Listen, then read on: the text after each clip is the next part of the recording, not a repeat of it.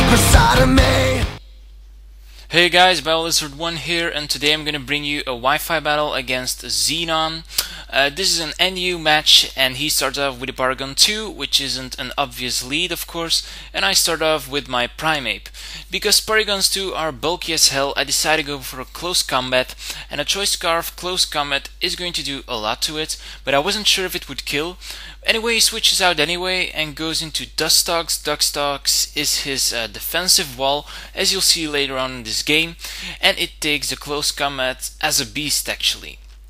Now I decide to go for a Zen Headbutt with my Expert Belt Medicham, and at this point the hex begins for me actually, because here I go for a Zen Headbutt. He switches out and goes into Ampharos, and I get the static on the first hit on this Ampharos, so that kinda sucked for me. Now he switches out into his Porygon 2 again, while I switch out into Lickilicky. He sees that I switch into this pink beast of doom, and he decides to switch out into his Dustox. I take this opportunity to set up a substitute, and at this point my Lickilicky is looking pretty good, because behind the substitute it is able to rape teams apart. So here I go for a Fire Blast, and I was hoping that it would do a bit over half, because if it would, then I'd be able to like 2-hit KO it, and I wouldn't have to bother about roosting up. But as you will see right away, this Dustox is like his defensive roosting wall, because as you guys noticed, he has used up quite some iron defenses up to now. And when his hit points get low, he decides to go for a roost. His other moves I think are toxic, but if you really want to check out his team in action, then I'd say go visit his channel, because yeah, he'll probably upload more battles of that. So yeah, let's continue to this match now. I switch out because I'm nearly back at full health, and I know that he's going to roost up again. So basically I have to do something to hit this Dustox. He switches out, probably predicting my fire type move. I go for a Hypnosis, predicting that on my part, but he decides to go for a Magmortar. When I see that Magmortar goes on the substitute with the switch, I'm fearing the Belly Drum. And Belly Drum Magmortars are really powerful in the never used metagame. So yeah, I didn't go for the Reflect here, because I knew I had to get away the substitute. So I go for a Psychic. Luckily it breaks the sub, so now I can easily come in with my Shift 3 and Revenge Kill it with Sucker Punch, so that's awesome for me. Otherwise this Magmortar would have been a huge problem to my team. Now he sends out Primeape, and a close combat will be able to finish off me easily, so I have to switch out here basically. I go into my Medicham. Close combat doesn't do a lot due to the resistance, because Medicham is part psychic. So I decide to go for a high jump kick.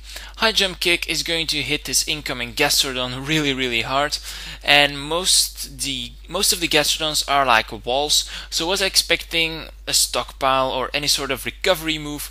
However, he decides to go for a Surf, and Surf isn't going to do a lot because of the resistance on my Shift 3. I take this opportunity to go for the Leaf Storm, because I really want that Gastrodon out of my way. However, he goes into this Dustox again, who is really a pain in the ass, I must say, because now I'll switch out and I'll go into Brawler. He goes for an Iron Defense, but here he thinks that I'm Choice Scarfed, because most of the Medichams are Choice Scarfed in the metagame, so he won't expect my Expert Belt. And Expert Belt goes like this: if I use a super effective move, then the damage is doubled. So therefore, after a +4 with 2 Iron Defenses, my Zen Headbutt is going to do really a lot to this Pokemon. And now he predicted me to switch out actually, and he went for a Toxic. Just like I said, his moveset is probably Iron Defense, Toxic, Roost, and some other attacking move. Now I stay in because I thought he'd predict my switch back into Shift 3.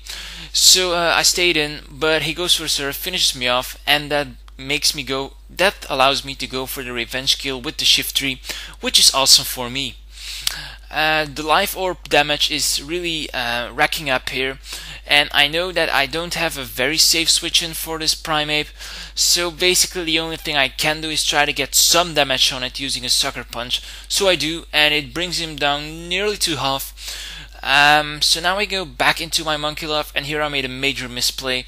After the defense drop, one Earthquake would have been able to finish him off, but I went for a close combat, because if he switches in something that is not his Lord Zap, then it will be wrecked totally. But if he brings in a Levitator, I'm screwed. So yeah, that was kind of a bad play, because an Earthquake would have definitely finished off this Ampharos. So now I know that my only chance of winning is using this Lickilicky, because if I stayed in with my Primeape, then I would have gotten a lot of defense drops with my close combat, and if he would have sent in Primeape then I wouldn't have got a safe switch for the close combat for Lickilicky. So the best thing I could do was switch in my Lickilicky, hope to set up a substitute, and hope to kill it without getting the parahax. I succeed in this for a few turns, but as you can see, after this turn, actually, I get the parahax.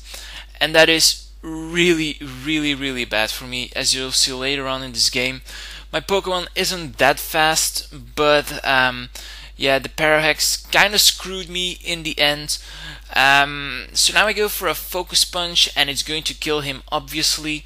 I was hoping that he'd get like minimum damage on any substitute, and that it wouldn't kill, because one discharged like 105 hit points, while a substitute contains 101 hit points. So yeah, I was really hoping for that. Now he goes into his Porygon 2. I know Porygon 2 can't kill me in one hit, so I decide to go for the Explosion here, but I get the Paralyze. And that really sucked for me, because now he's able to finish me off with another Ice Beam. Now I'm left with two more Pokemon. One is my Firefox and one is my paralyzed Primeape. So he thinks that I go for a Hypnosis, but I don't. I go for a Flamethrower straight away, because it's basically the only thing I can do. If he switches in his Primeape, then I would have had to get some damage on it anyway. So Flamethrower was the safe move. Now I'm pretty sure that he will go for the attacking move, so I just decided to go for a Nasty Plot. And actually I brought the wrong item on this Ninetales, because Flamethrower with Life Orb would have been able to kill. Unfortunately, I didn't bring the correct item, so I have one more turn to finish. So I need one more turn to finish it off. Now he goes into his last, which is his Primeape. Primeape easily close combats me to the death. And here he told me that this Primeape was jolly and scarfed, and my Primeape is scarfed as well and at full health. So if he gets minimum damage, I win. If he gets maximum damage, he wins. So let's see. He gets maximum damage, so that means I lose. And I was pretty sure that I would survive, but meh. Good game here, Xenon. Really enjoyed battling you as usual. So yeah, I hope you guys enjoyed this battle as well. And now let's continue to the question of the day. In this question of the day, I'm going to ask about the person you subscribed to first on YouTube. Xenon was one of my first, together with PC Mario and Kowalski25. So what was the first person you subscribed to, or the first few? Leave your answer as a reply to this video, and see you next time.